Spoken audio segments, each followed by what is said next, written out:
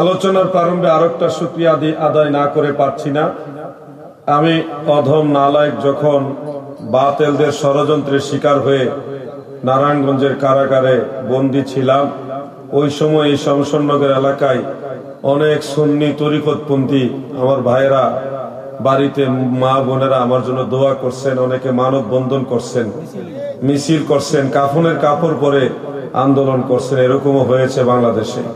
তো আমি আপনাদের সবার কৃতজ্ঞতা স্বীকার করলাম। আপনাদের ঋণ শোধ করা সম্ভব না। আপনারা যে অবদান মদিনাওয়ালার মহব্বতে সুন্নিয়তের স্বার্থে রেখেছেন, এটা শোধ করার মতো নয়। আমি আমার গায়ের চামড়া দিয়ে আপনাদের পাপোশ বানিয়ে দিল আমি এটা শোধ করতে পারবো না।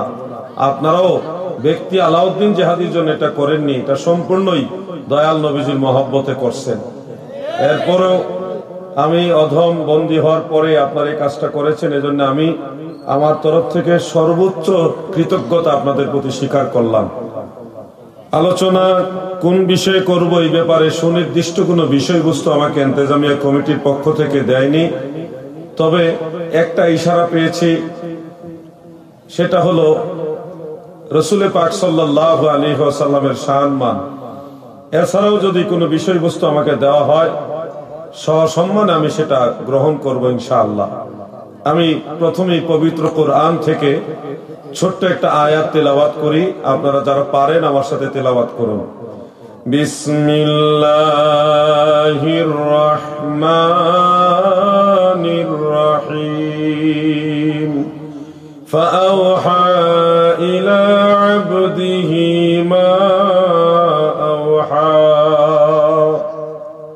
আয়াত সূরা নজমের একটা আয়াত, যার বাংলা অর্থ হলো অতঃপর তিনি তার বান্দার প্রতি যা ওহী করার তা ওহী করলেন। এখানে ওহী কয়টা করলেন, কতটুকু করলেন, এটা সীমানা আল্লাহ তাআলা দেননি। এটা ব্যাপক বোঝানোর জন্য বললেন মা আওহা, যা কিছু ওহী করার সবই ওহী করলেন।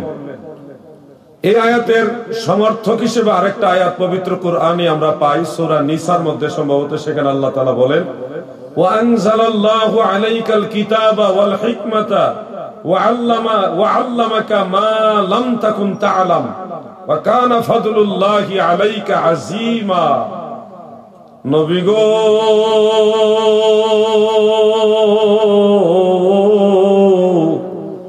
মহান আল্লাহ জাল্লা শানুহু আপনার উপরে কিতাব নাজিল করেছেন, হিকমত দান করেছেন। ওয়াআল্লামাকা মা লাম তাকুন তা'লাম, আপনার যা কিছু অজানা সব আমার আল্লাহ আপনাকে জানিয়েছেন। যা কিছু অজানা সবই আমার আল্লাহ জানাইছে। তাফসীরে জালালাইনের মধ্যে উল্লেখ রয়েছে ওয়াআল্লামাকা মিনাল আহকাম ওয়াল গায়ব মা লাম তাকুন তা'লাম।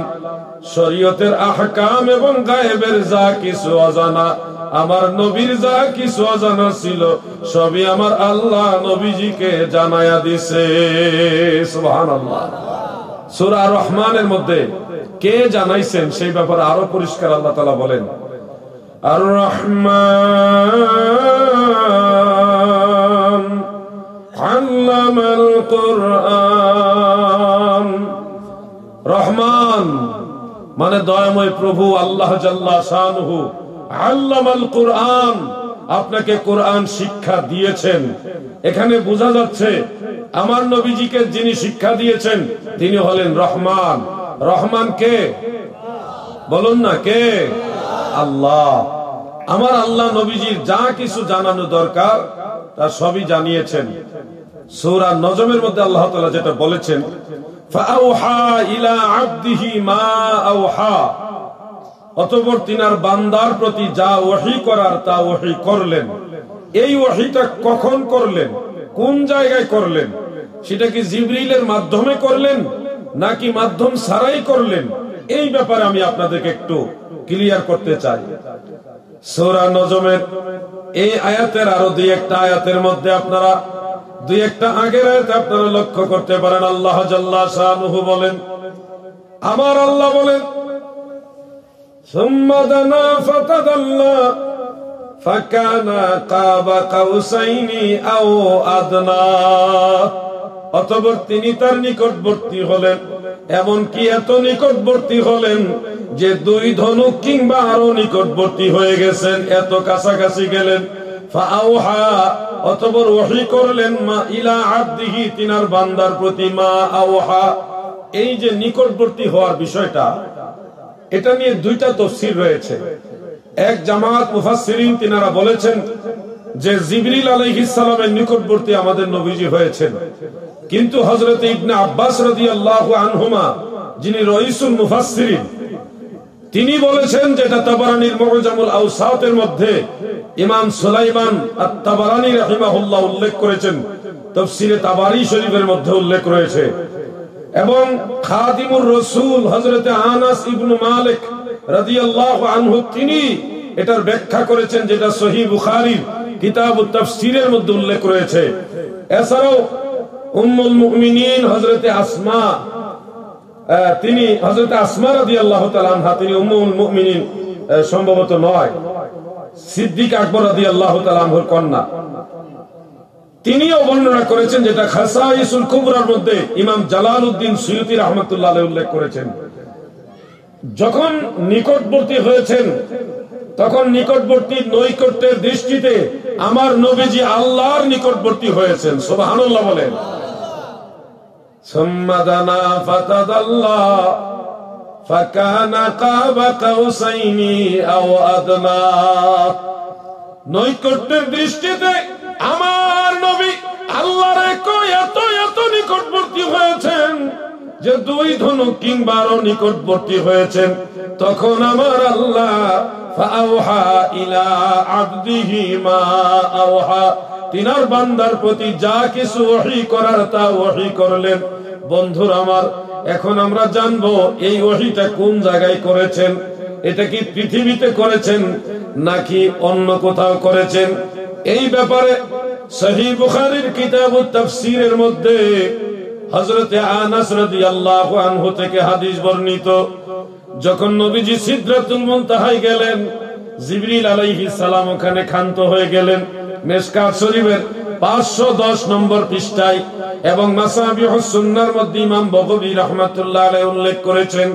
মিরকাতুল মাফাতিহ, ওই গ্রন্থের মধ্যে ইমাম মুল্লা আলী কারি হানাফি রাহমাতুল্লাহ আলাইহি তিনি পরিষ্কার ভাবে উল্লেখ করেছেন। এছাড়াও আরো অনেক কিতাবের মধ্যে উল্লেখ, যখন সিদরাতুল মুনতাহার মধ্যে আমার দয়াল নবীজি গেল, জিবরিলকে নবীজি জিজ্ঞাসা করলো, ভাই জিবরিল, তুমি কি আল্লাহকে দেখেছো কিনা? জিবরিল কেঁদে দিলেন, হাউমাউ করে কাঁদতে কাঁদতে বলেন, ইয়া রাসূলুল্লাহ, দয়াল নবী গো, আমি কোনদিনও আল্লাহ তাআলাকে দেখিনি। জিবরিল, তুমি যদি আল্লাহকে নাই দেখে থাকো, আমি রাসূলের কাছে ওহী নিয়ে যাও কিভাবে? কোন জায়গা থেকে ওহী নাও? কিভাবে ওহী নাও? হযরত জিবরিল আলাইহিস সালাম বললেন, নবী গো, এই যে সিদরাতুল মুনতাহা, এখানে একটা বড়ই গাছ আছে। এই বড়ই গাছের পাতাগুলি হলো হাতির কানের সমান, আর বড়ইগুলি হলো একটা বিশাল মটকার সমান। এত বড় বিশাল বড়ই গাছ। জিবরিল বলে, ইয়া রাসূলুল্লাহ, দয়াল নবী গো, এই বড়ই গাছের নিচে হলো আমার ঠিকানা, এখানে আমি অবস্থান করি। আমার আল্লাহর তরফ থেকে ওহী আমি জিবরিলের কাছে আসে, আসার পরে ওই ওহীটা আমি আপনার কাছে পৌঁছায়া দেই, এতটুকুই আমার দায়িত্ব। ইয়া রাসূলুল্লাহ, জীবনভর আল্লাহর তরফ থেকে ওহী সমূহ আপনি রাসূলের কাছে আমি পৌঁছায়া দিলাম, কোনদিনও আল্লাহকে দেখার ভাগ্য জোটে নাই। আল্লাহর হাবিব রাহমাতুল লিল আলামিন দয়াল নবীজি ইরশাদ করেন, তখন জিবরিল আলাইহিস সালাম বললেন, নবী গো, এই যে সিদরাতুল মুনতাহার সীমানা এরিয়া, এর ওই পারে, সীমানার ওই পারে যদি আমি জিবরিল একবার যাই, চুল পরিমাণ অগ্রসর হই, আল্লাহর নূরের তাজাল্লিতে আমি জিবরিলের 650 নূরের পাখা জ্বলে ছারখার হয়ে যাবে। এখান থেকে আমরা বুঝলাম হযরত জিবরিল সিদরাতুল মুনতাহার ওই পারে যেতে পারে। সহিহ বুখারীর কিতাবুত তাফসীরের মধ্যে, আমি তো দলিল ভিত্তিক আলোচনা করি, আপনারা এগুলি শুনে আশা করি উপকৃত হবেন। আমি বেশি গজলও জানি না, কাহিনী সুলভ আলোচনা কম করি, বিরক্ত হবেন না তো? তথ্যভিত্তিক কথা বলি, আমার একটা নীতি। আমি যে কোনো কথা বলবো, আমি মন গড়া কথা বলবো না, আমার কথা আমি বলবো না। কোন কিতাবে, কোরআনের কোন সূরায় কত নম্বর আয়াতে, বা কোন হাদিসে, কোন তাফসিরে, কোন সরায় কি আছে, সেই দলিলগুলি আপনাদের ডকুমেন্টারি একটা তথ্যভিত্তিক আলোচনা দেওয়ার চেষ্টা করবো ইনশাআল্লাহ। আমি কখনো মন গড়া আলোচনা করি না, আন্দাজে কখনো কিতাবের নাম বলি না। আপনারা আল্লাহর উপর বিশ্বাস রেখে, আল্লাহর উপর ভরসা রেখে, আমি গুনাহগার, আল্লাহর উপর ভরসা রেখে আপনাদের বলতেছি, আপনারা কথাগুলি একেবারে নিখুঁত ভাবে নিতে পারেন। নিখুঁত দাবি করছি না, নিতে পারেন বিশ্বাসের উপরে রেখে। জিবরিল আলাইহিস সালাম সিদরাতুল মুনতাহার ওই পারে যেতে পারে না, যেতে পারে না। সহিহ বুখারী কিতাবুত তাফসীরের মধ্যে হযরত আনাস রাদিয়াল্লাহু আনহু তিনি বর্ণনা করেছেন, আল্লাহর হাবিব আমার দয়াল নবীজিকে আমার আল্লাহ এত উপরের দিকে নিছে, সিদরাতুল মুনতাহা পার করায়া আল্লাহর আরশ, কুরসি, লৌহ কলম সবকিছু পার করাইয়া এত উপরে নিছে গো, এত উপরে নিছে। হযরতে আনাস বলেন, আমার নবীজিকে আল্লাহ এত উপরে নিছে যে স্থান, যে জায়গা সম্পর্কে আমার আল্লাহ ছাড়া আর কেউ জানে না। সুবহানাল্লাহ। সুম্মা দানা ফাতাদাল্লাহ ফাকানা কাবা কাউসাইনি আও আদনা। দাদু হযরত আনাস বর্ণনা করেন যে এমন জায়গায় নিয়েছেন, লা ইয়ালামুহু ইল্লাল্লাহ, ওই স্থান সম্পর্কে আল্লাহ ছাড়া আর কেউ জানেই না। এজন্য উলামায়ে কেরাম বলেন এই জায়গার নাম হলো লা মাকাম। এটার নাম কি? লা মাকাম। ওখানে নিলেন যেখানে জিবরিল যেতে পারে না। তাহলে আমরা বুঝতে পারছি যেখানে আল্লাহ তাআলা ফাআউহা ইলা আবদিহি মা আওহা, আল্লাহ তার বান্দার প্রতি খাস যে ওহীগুলি করলেন, সেই ওহীর জায়গাটা পৃথিবীতে নয়, সাত আসমানেও নয়, সিদরাতুল মুনতাহাতেও নয়, আরশ, কুরসি, লৌহ কলমে নয়, এমন জায়গায় আমার আল্লাহ নবীজির প্রতি ওহী করেছেন যে জায়গা সম্পর্কে আল্লাহ ছাড়া আর কেউ জানে না। সুবহানাল্লাহ। সুম্মা দানা ফাতাদাল্লাহ ফাকানা কাবা কাউসাইনি আও আদনা। দাদু গো,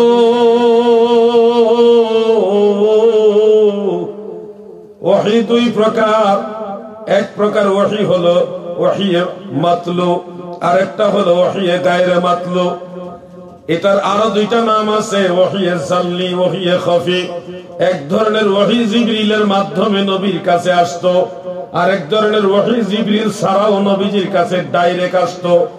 আর এখানে এই আয়াতে যেই ওহীর কথা আমার আল্লাহ বললেন, এটা পৃথিবীতে নয়, জিবরিলের মাধ্যমেও নয়, পৃথিবীতে থাকা অবস্থায় ডিরেক্ট ওহীও নয়। এটা এমন জায়গার ওহী যে জায়গা সম্পর্কে আমার আল্লাহ ছাড়া আর কেউ জানে না। আশেক এজন্য নবীজির শান প্রকাশ করতে গিয়ে গজলের ভাষায় বলেন, এই বিশ্ব জুড়ে ঘুরে, এই সারা জাহান ঘুরে, যার জোড়া পাবে না আমার নবীর মতো আর নবী পাবে না, আমার নবীর মতো আর নবী পাবে না। আসলে আমাদের নবীর মতো আর কোন নবী পাওয়া যাবে? আর কোন নবী আছে? কোন নবী নাই। আমাদের নবীর মতো আর কোন নবী নাই। অজ্ঞতাবশত অনেকেই কোরআন না বুঝার কারণে বলে থাকেন তিনি আমাদের মতো একজন মানুষ।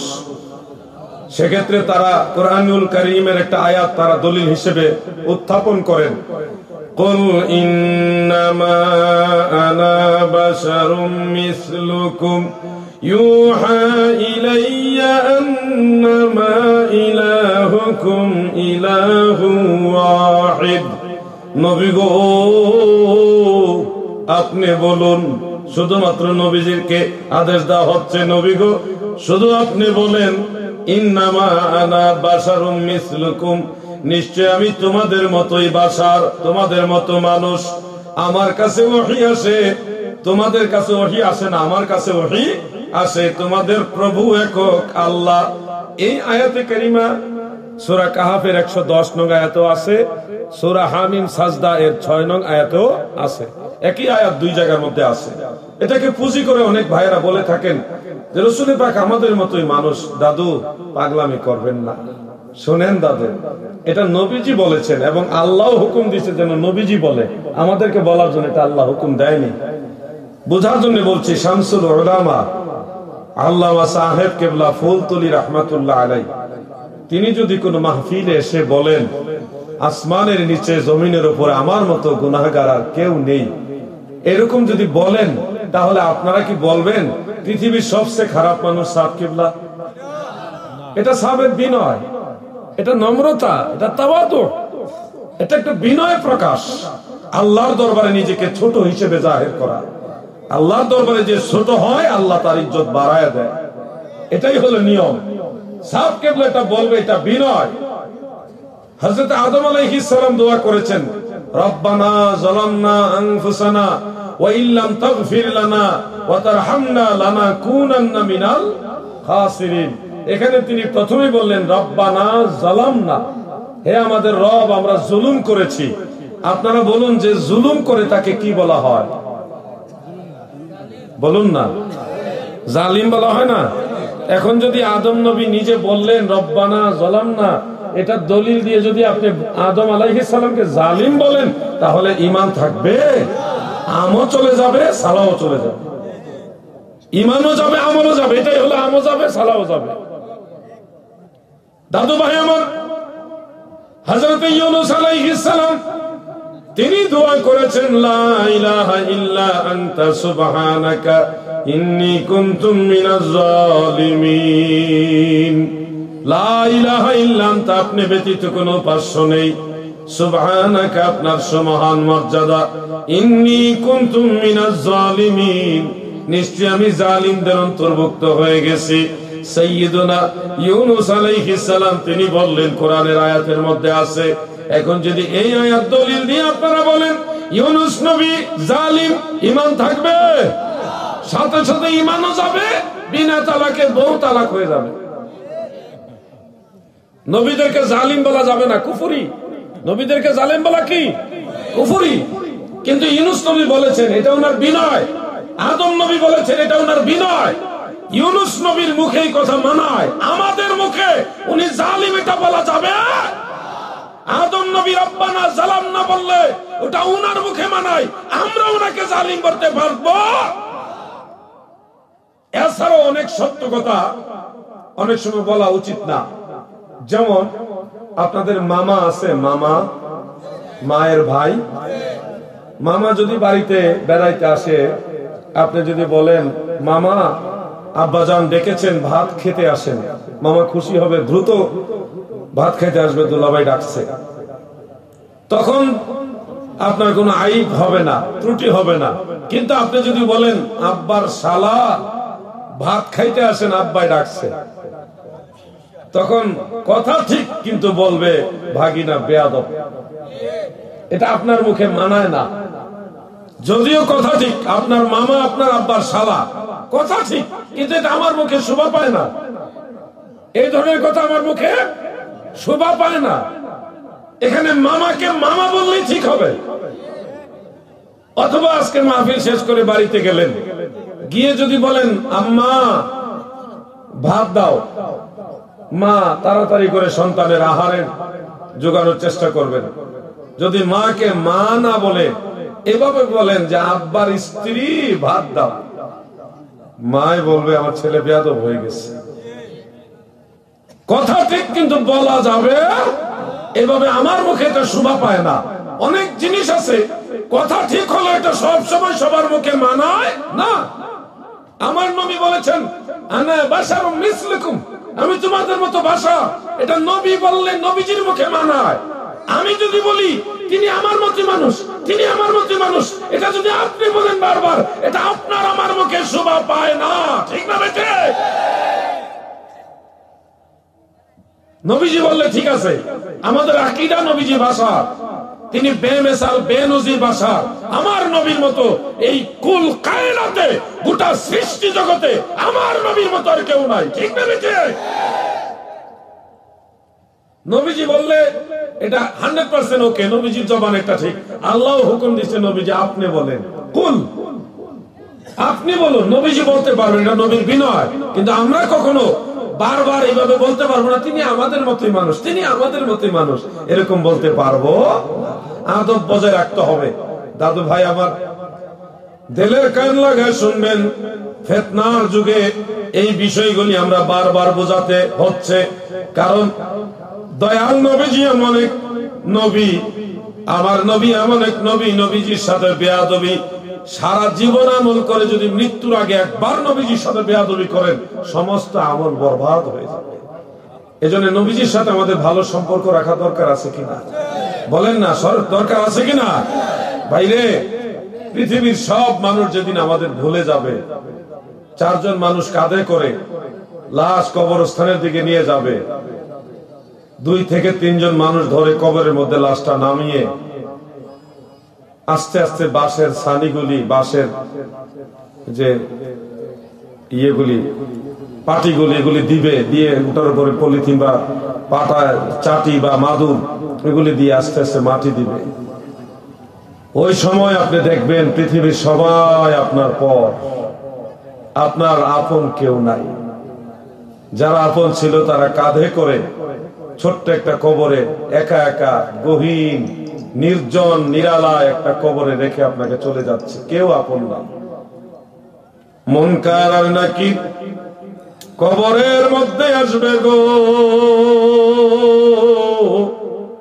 হাদিস শরীফে উল্লেখ, হিলিয়াতুল আউলিয়া ওই কিতাবের মধ্যে উল্লেখ, ইমাম আবু নুআইম ইসফাহানি রাহমাতুল্লাহ আলাইহি তিনি উল্লেখ করেছেন, মুনকার নাকিরের চোখগুলি হবে বিড়ালের চোখের মতো ছোট ছোট। যারা ঈমানদার তাদের কাছে প্রকাশ হবে এক রূপে, আর যারা বেঈমান তাদের কাছে প্রকাশ হবে আরেক রূপে। ভয়ঙ্কর কালো রঙের রূপ ধারণ করে এমন এক ভয়ঙ্কর দৃশ্য নিয়ে মুনকার নাকির কবরের মধ্যে আসবে। আমার হুজুর কেবলাজান বলতেন, চির ঘুমে যাবে ঘুমাইবে মোরে আসে, মুনকার নাকির জিজ্ঞাসিবে। বিকট আকৃতিতে কি যে ভয় হবে, বিপদবিনে ভাব সবে মিশে। দাদু ভাই আমার, মুনকার নাকির কবরে আসবে, রহমান ফেরেশতা রুহুটা ভিতরে ঢুকাই দিবে। অচেতন একটা বডি রুহু দেওয়ার পরে হঠাৎ চেতনা পাবে, চোখ দুটা খুলবে, খুলেই দেখবে বিশাল ভয়ঙ্কর রূপের 2 জন ফেরেশতা সামনে হাজির, মুনকার আর নাকির। অসহায়ত্ব নিয়ে তখন ওই মাইয়াত সে জাগ্রত হয়ে বসবে। বসার পরে মুনকার আর নাকির কোনো কথা নেই, শুরুতেই বলবে মার রাব্বুকা, তোমার রব কে? একা একা নিরালায় নির্জন ছোট্ট একটা কবরে কেউ নাই আপনার সাথে। চোখ খুলে দেখলেন ভয়ঙ্কর উপরে 2 জন ফেরেশতা। খোলার পরে আপনাকে জিজ্ঞাসা করতেছে মার রাব্বুকা। ওই সময় সাহস করে বলতে পারবেন আমাদের রব আল্লাহ? বলতে পারবেন? জোরে বলেন ইনশাআল্লাহ। আওয়াজ দিয়ে বলেন ইনশাআল্লাহ। মন দুর্বল করেন কেন? মন দুর্বল করবেন না, বলবেন অবশ্যই পারবো ইনশাআল্লাহ। সাহস রাখবেন। ভয় পাবে তারা যাদের ইমানের দুর্বলতা আছে। আমি ভয় পাবো কেন? আমি ইমানি চেতনা নিয়ে কবরে যাব। মুনকার নাকির নয়, আরো বেশি ফেরেশতাও যদি কবরে আইসা আমাকে জিজ্ঞাসা করে হে আলাউদ্দিন জিহাদি তোমার রব কে, আমি চিৎকার মেরে বলবো আমার রব আল্লাহ। ঠিক না বেঠে?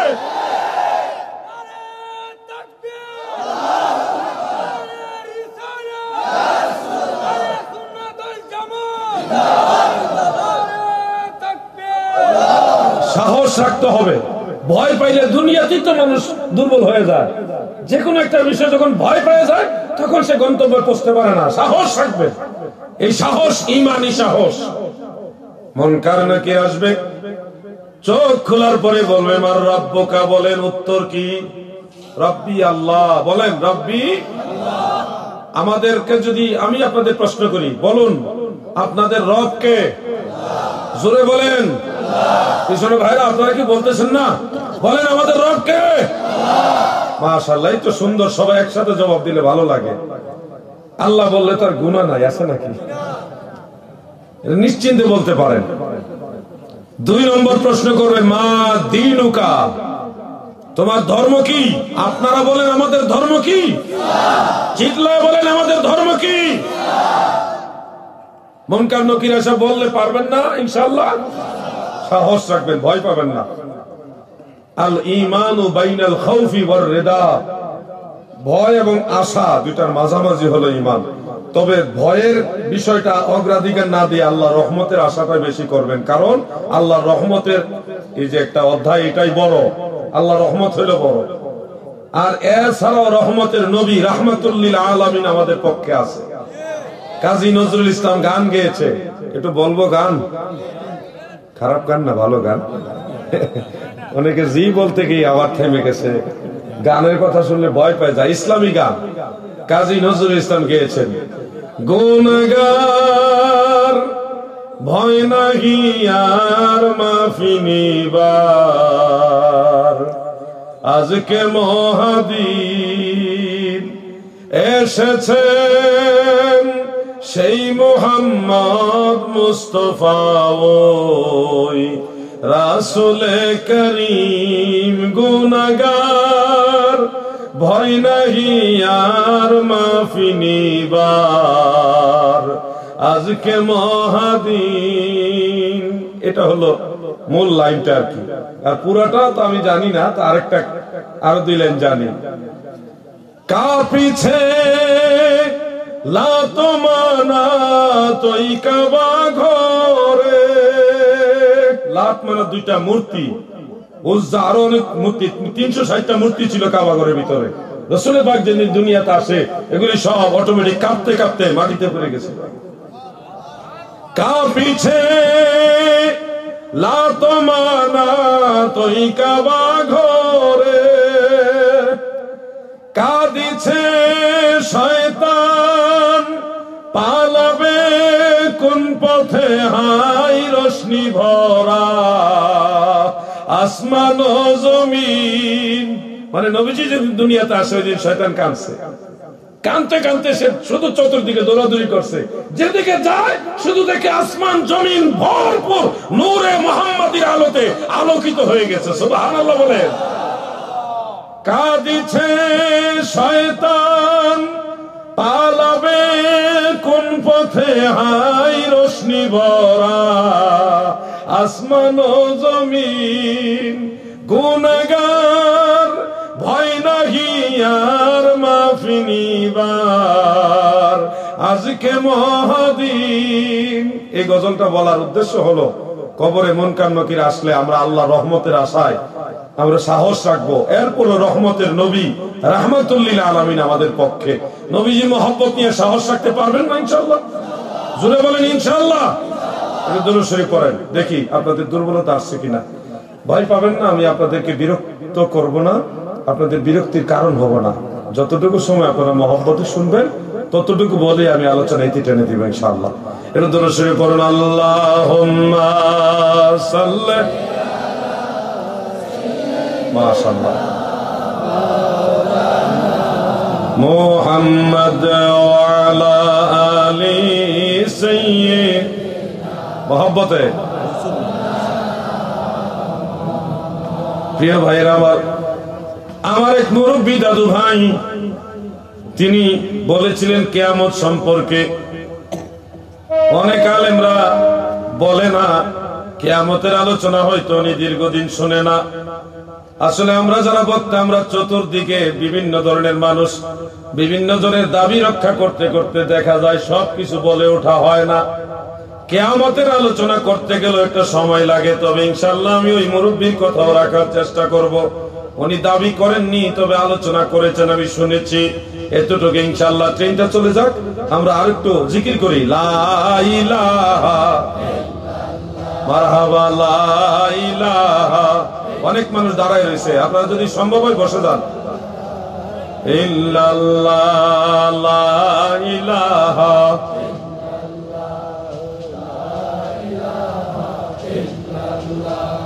লা ইলাহা। যুবক ভাইরা আপনারা বসে যান না, জায়গা পাইলে বসে যান। ইল্লাল্লাহ লা ইলাহা। মাশাআল্লাহ, লোকজনের সমাগম ভালো।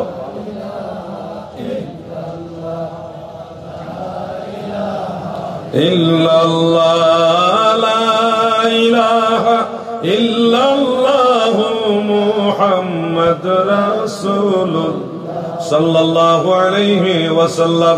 প্রিয় ভাইরা আমার, মুনকার আর নাকির দুইটা প্রশ্ন করা শেষ হলে বলবে, মা কুনতা তাকুলু ফি হাযার রাজুল। তোমার কাছে যেই ব্যক্তি উপস্থিত, তোমার কাছে যেই ব্যক্তি হাজির, এই ব্যক্তি সম্পর্কে তুমি কি বলতে? ঈমানদার ব্যক্তিরা যখন কবরের মধ্যে ওই ইশারাকৃত ব্যক্তিকে দেখবে, ঈমানদাররা দেখে বলবে, এত সুন্দর মানুষ, নূরানি মানুষ, তিনি আমার নবী ছাড়ার কেউ না। ঈমানদাররা বলবে, ইনি আমার দয়াল নবী মুহাম্মাদুর রাসূলুল্লাহ সাল্লাল্লাহু আলাইহি ওয়াসাল্লাম।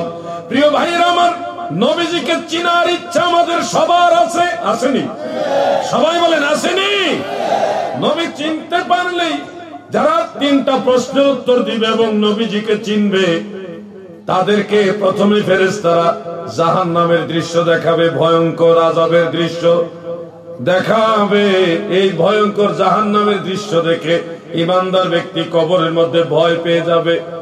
মুনকার আর নাকির বলবে, ভয় পেও না, এই জাহান্নাম তোমার জন্য না। তুমি যদি জবাব দিতে না পারতে, তাহলে জাহান্নাম তোমার ঠিকানা হইতো।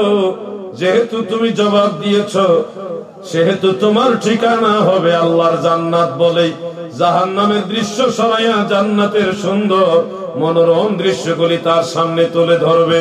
ধরে ধরে বলবে, ঈমানদার বান্দারে, এই জান্নাত তোমার ঠিকানা। বলে ফেরেশতারা বলবে, তুমি তোমার দৃষ্টি দিয়ে তাকাও যত দূর পর্যন্ত যায়।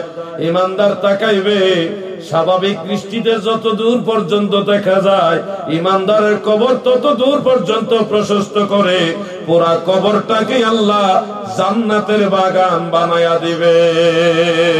সুবহানাল্লাহ। ঈমানদারের জন্য এই সুসংবাদ।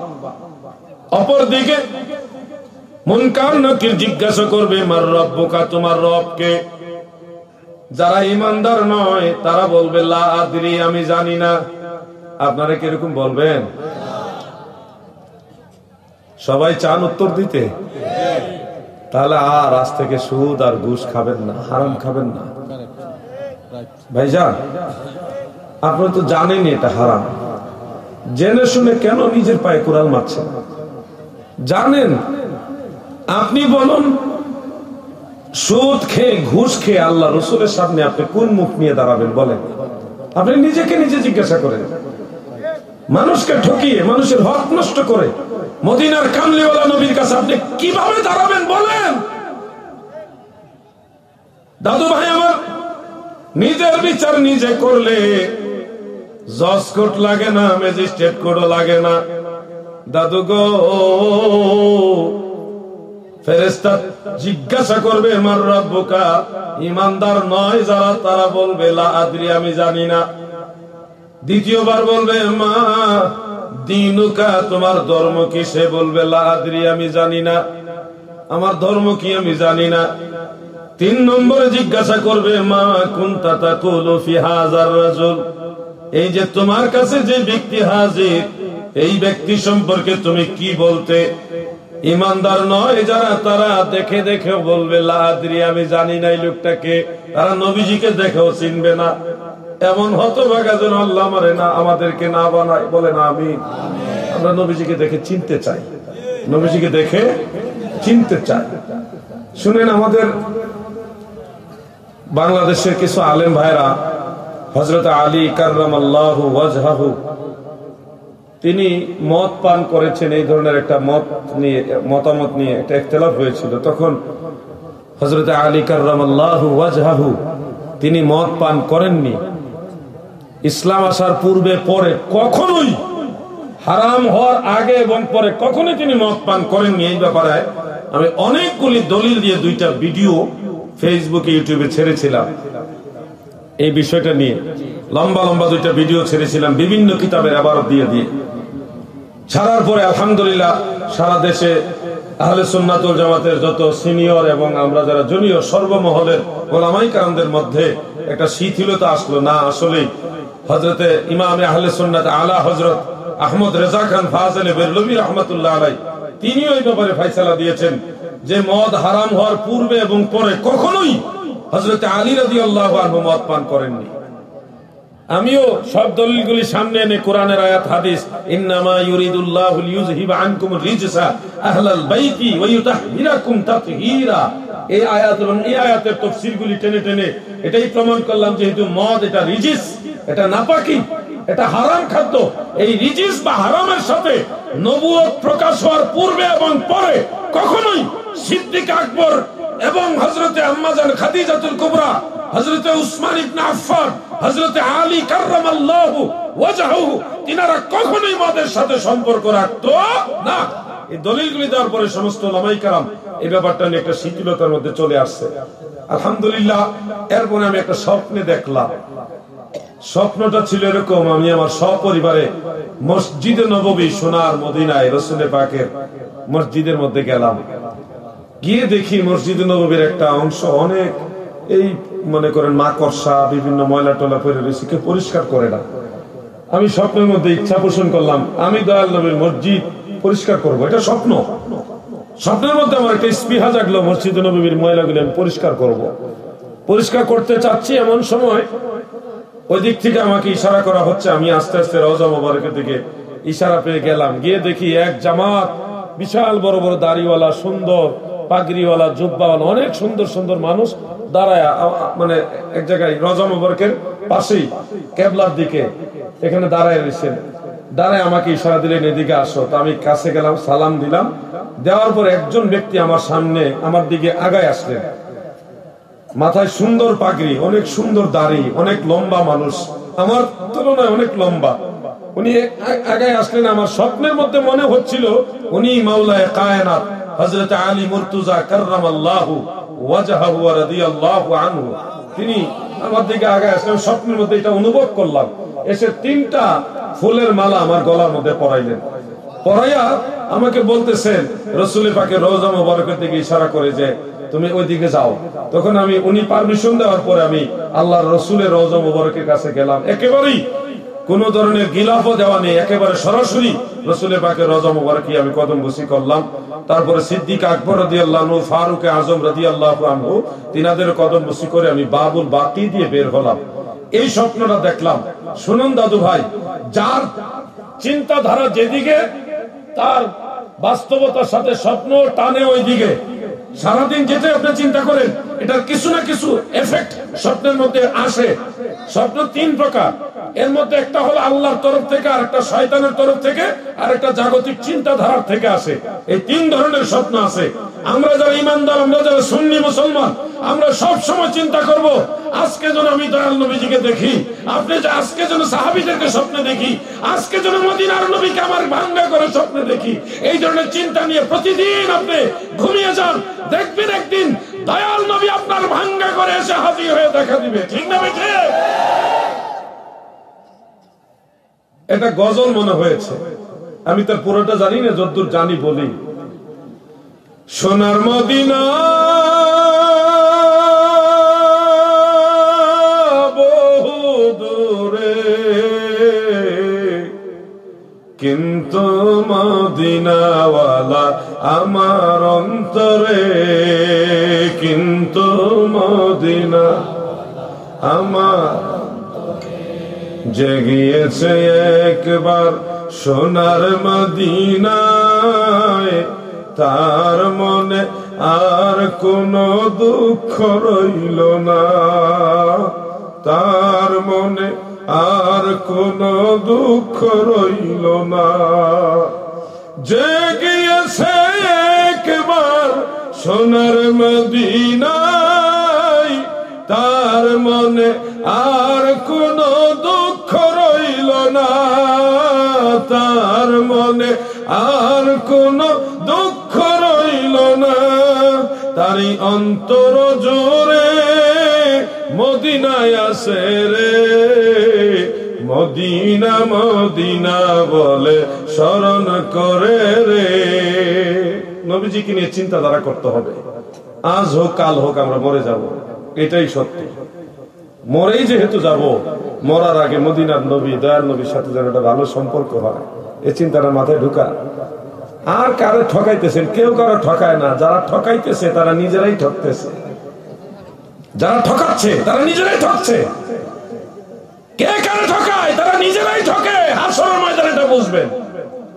দাদু ভাই আমার, সওয়ালের জবাব যারা দিতে পারবে না, তোমার রব কি, তোমার ধর্ম কি, তোমার কাছে যে ব্যক্তি, সে ব্যক্তিকে সে যদি বলে লা আদরি লা আদরি লা আদরি, আমি জানি না, আমি জানি না, তখন তার সামনে প্রথম জান্নাতের দৃশ্যগুলি, সুন্দর মনোরম দৃশ্য তুলে ধরবে। ওই বেঈমান জান্নাতের দৃশ্য দেখে বড় আশান্বিত হবে যে মনে হয় আমি জান্নাত পেয়ে গেছি। মুনকার নাকির বলবে এই জান্নাত তোমার জন্য না, তুমি যেহেতু সওয়ালের জবাব দিতে পারো না, এই জান্নাত তুমি পাবে না। কষ্ট হচ্ছে আপনাদের? ভাইজান স্টেজের পিছনে দয়া করে কাইন্ডলি প্লিজ আপনারা কথা বলবেন না, আমি আপনাদেরকে কষ্ট দিব না। আমি আর অল্প কয়েক মিনিট কথা বলি নাকি ভাইজান? আমি আর 8 মিনিট কথা বলে ইনশাআল্লাহ আপনাদের বিদায় নিব। 8 মিনিট, আপনারা কষ্ট নিবেন না? কষ্ট নিবেন নাকি? আচ্ছা ইনশাআল্লাহ 8 মিনিট পরে যদি আপনারা বসেন আমি আলোচনা চালায় যাব, মোহব্বত থাকলে। আর নাইলে আমি শেষ করবো। নো টেনশন, নো টেনশন, দো ফুর্তি। তাবারক তো নাই মনে হয়। আল্লাহু আকবার। তাবারক আছে আলহামদুলিল্লাহ। আমাদের জাকের ভাইরা যেহেতু এর সাথে সম্পৃক্ত, তা তাবারকের ব্যবস্থা করবেই। খাওয়া দাওয়া ভরপুর। তার নাম ফরিদপুর, একটা কথা আছে না, কি গরু সিন্নি মার হাওয়া, কয়টা গরু? পুরো একটা গরু। ইনশাআল্লাহ আপনারা খাওয়া দাওয়ার পক্ষে তো, তাবারকের পক্ষে না? ইনশাআল্লাহ আওয়াজে বুঝা তো আপনারা খাইতে নি না। ইনশাআল্লাহ একটু দরুদ শরীফ পড়েন বা একটু জিকির করেন, দেখি ব্যাটারি চার্জ কেমন আছে। ইসমে জাত আল্লাহ আল্লাহ আল্লাহ। যুবক ভাইরা একটু মহব্বতে জিকির করেন, ছোট ভাইরা জিকির করো। আল্লাহ আল্লাহ আল্লাহ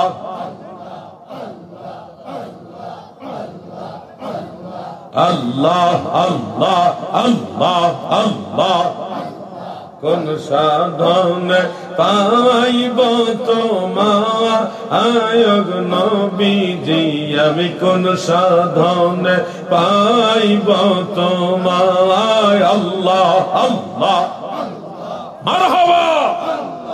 আল্লাহ আল্লাহ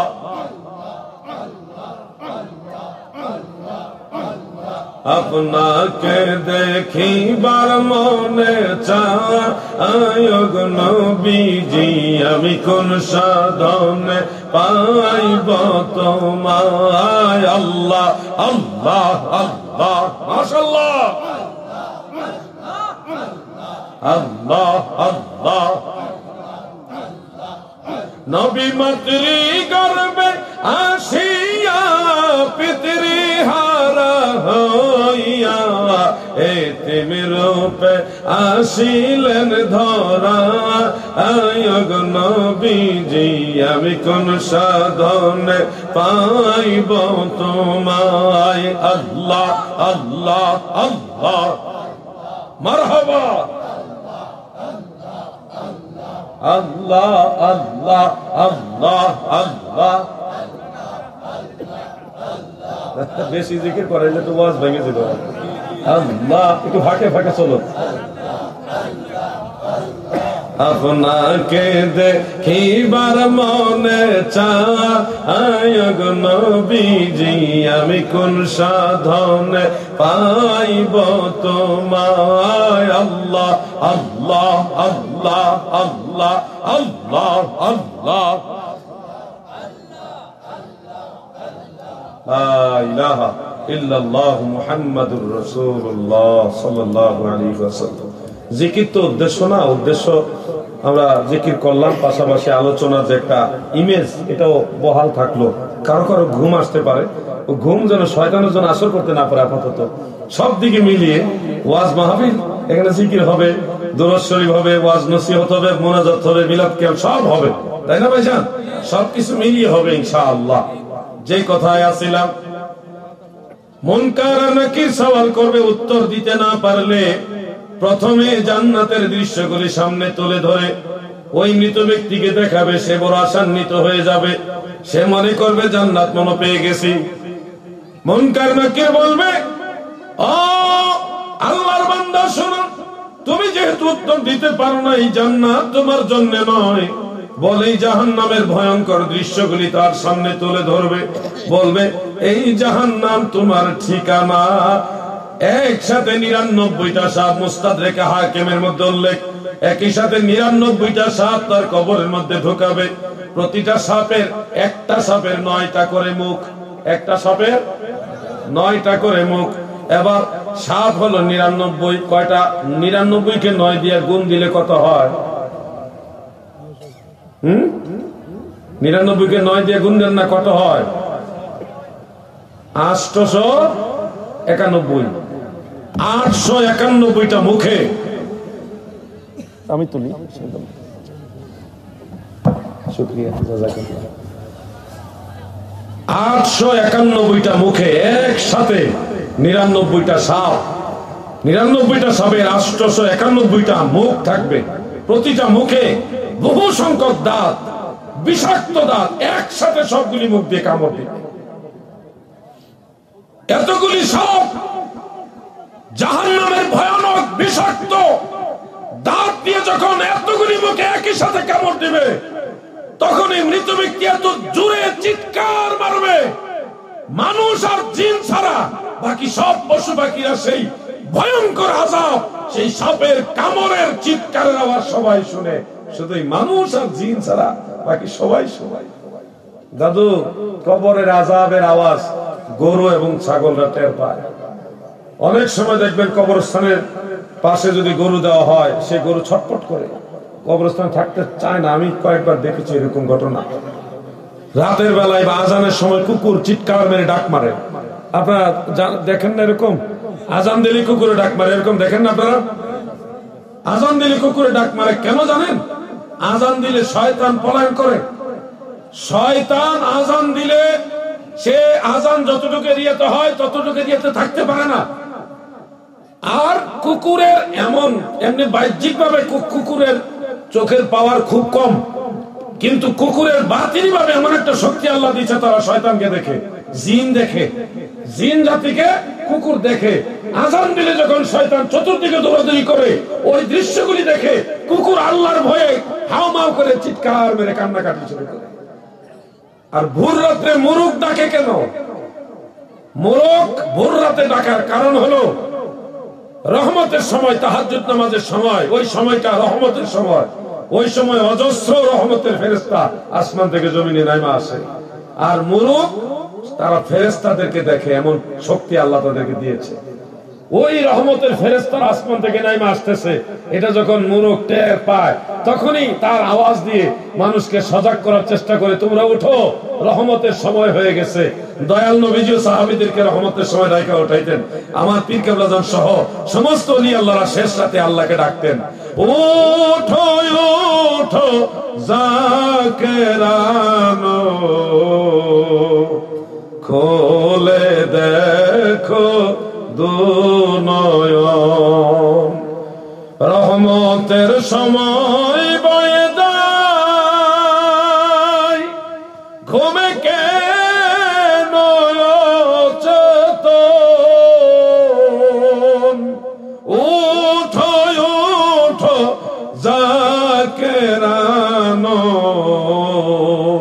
খোলে দেখো দুনয়ন। দাদু ভাই আমার, কবরের মধ্যে এতগুলি সাপ একসাথে যখন কামড় দেয়, এগুলি পৃথিবীর যত মানুষ অবিশ্বাস করেছে তারাও কিন্তু মরে গেছে, কেউ থাকতে পারেনি।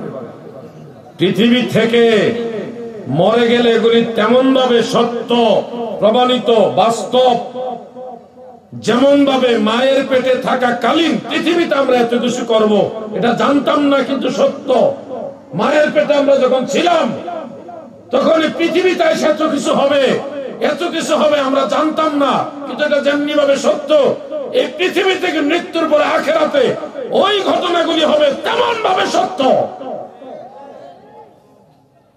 দাদু ভাই আমার 99 সাত দিয়েছে শেষ, এতটুকুই শেষ না। যারা মিথ্যা কথা বলে, গীবত করে, শিকায়ত করে, পরের পরনিন্দা করে, তাদের একটা আযাব দেওয়া হবে। বেশি কঠিন আযাব না, এটা একটা নরমাল আযাব। আগুনের বড় একটা আংটা আনবে, জাহান্নামের আগুন, দুনিয়ার আগুন না, জাহান্নামের আগুনের আংটাই না জিহ্বার মধ্যে ঢুকাবে, এখানে ঢুকাইয়া ওই আগুনের আংটা দিয়ে জোরে টান দিয়ে পুরো জিহ্বাটা বের করে ফেলবে, বের করে আবার এটা ঢুকাবে। মনে রাখবেন, মৃত্যুর পরে আর মৃত্যু নাই। একবার যে মরে যায় আর তার মৃত্যু হবে না, শেষ। মৃত্যু হয় একবার, কুল্লু নাফসিন যায়িকাতুল মাউত, সবাই একবারই মরবে। একবার যে মরে গেছে আর তার মৃত্যু হবে, জিহ্বাটা টেনে টেনে বের করবে আগুনের আংটা দিয়ে, আবার এটা জোড়া লাগাবে, আবার টান দিবে, আবার জোড়া লাগাবে। এভাবেই শুধু চলবে যারা গীবত এবং শিকায়ত মিথ্যাচারিতা করে। চান না এরকম আযাব? চান? আল্লাহ যেন আমাদের সবাইকে রক্ষা করে, বলে না আমিন। শুধু আমিন বলে বসে থাকবেন, মিথ্যা কথা কমাবেন তো? কমাবেন না, বরং ছেড়ে দেন, মিথ্যা কথা বলার দরকার নেই। মিথ্যা কথার ওয়াজের সময় যে যাইবো গা, যে উঠবো, বুঝে নিব আমরা এটা মনে হয় এই কাজের সাথে জড়িত। যারা সুদ খায় তাদের বেশি বড় আযাব দেওয়া হবে না। কি আযাব দেওয়া হবে শোনেন, তাদের পেটটা বানানো হবে উহুদের পাহাড়ের সমান। উহুদ পাহাড় দেখেছেন? এমন কেউ আছেন এখানে? উহুদ পাহাড় আজি সাহেব আছেন? মাশাআল্লাহ। এই তো 7 কিলোমিটার লম্বা, 7 কিলোমিটার লম্বা, 7 কিলোমিটার লম্বা পাহাড়। আর বাংলাদেশি পাহাড় না, এটা সৌদি আরবের পাহাড়, বিশাল বড় পাহাড়। যারা সুদ খায়, ঘুষ খায়, তাদের পেটটা আল্লাহ ওরকম বড় বানায় দিবে। বানায় যত টাকা, যত সুদ, যত ঘুষ খেয়েছে, সবগুলি টাকা বিষাক্ত সাপ আর বিচ্ছু বানায় তার পেটের মধ্যে ঢুকাই দিবে। পা দুইটা বানায় দিবে চিকন। আল্লাহর হাবিব বলেন, ওই সুদখোরের পা এত চিকন থাকবে, পেট এত বড় থাকবে যে উহুদের পাহাড়ের সমান পেট। দুনিয়ার সমস্ত হারাম কামাই গুলি সাপ আর বিচ্ছু বানায় পেটের মধ্যে ঢুকাই দিবে, এগুলি পেটের মধ্যে কামড় দিবে। জাহান্নামী বিষ যখন নিয়ে ওই পেটের ভিতরে কামড় দিবে, চিৎকার মেরে মেরে সে কাঁদবে, গড়াগড়ি খাইবে, দাঁড়াইতে পারবে না। এত বড় পেট নিয়ে, চিকন পা নিয়ে দাঁড়ানো সম্ভব না, দাঁড়াতে পারবে না, চিৎকার মারবে। এটা চলতেই থাকবে, চলতেই থাকবে, বন্ধ হবে না। এরকম ভয়ানক শাস্তি আপনারা চাননি? আওয়াজ বোঝা যায় মনে চান আপনারা নাকি? এটা হবে সুদখোরের শাস্তি, সুদখোরের শাস্তি। এটা আরো আছে অনেক শাস্তি, একটা শুধু বললাম। দাদু, মরার আগে মরো, নাইলে কিন্তু এমন ধরা খাইবা। আচ্ছা ঠিক আছে, ইনশাআল্লাহ। প্রশ্ন একটা আসছে, আমরা ওই প্রশ্নটা নিব ইনশাআল্লাহ। আমি চাচ্ছিলাম, কারণ স্টেজে ওঠার আগে বিষয়বস্তু আমাকে দেওয়া হয়নি, কিন্তু 2 জন ব্যক্তি আলোচনা করেছেন। একজনের আলোচনায় আসছে যে নবীর সম্মান, আরেকজনের আলোচনা আসছে যে কিয়ামত বা মৃত্যুর বিভীষিকা, কিয়ামত, এটা নিয়ে। তা আমি চাইতেছি ওই 2 জনের দাবিটা আগে একটু রক্ষা করি। তা আমি কিয়ামতে যাইতে পারলাম না, কিয়ামতে যাবো আরেকদিন ইনশাআল্লাহ। কিয়ামতের আলোচনা খুব ভয়ঙ্কর আলোচনা। কিয়ামতের আগের আবার একটা আলোচনা আছে, ইমাম মাহদী আলাইহিস সালামের আলোচনা, দাজ্জালের আলোচনা, ইয়াজুজ মাজুজ, দাব্বাতুল আরদ এবং দাবাগ্নি। কিয়ামতের আগের যে আলোচনাগুলি, এগুলি আর একটা সুন্দর জানার বিষয়, এগুলি একটা আলোচনা আছে। সব মিলিয়ে আমি যদি ধারাবাহিক শুধু এখান থেকে যাই, তাহলে এখানে 4-5 ঘন্টা লাগবে কিয়ামতের আলামতগুলি। তাই আমি সবকিছু বলতে পারবো না, যেহেতু এক মাহফিলে তো সব বলা যায় না। আলামত এখানে বললে আবার ওটা হবে না, ওটা বললে এটা হবে না। আমি কোনটার বাদ দিয়ে কোন দিকে যাব, একটু সিদ্ধান্ত নিয়ে নি, একটু দূরে শুরু পড়েন, কোন দিকে যাব ওটার একটু ডিসিশন নেই। আল্লাহুম্মা সাল্লি, বাপি ভাই কোন দিকে যাব?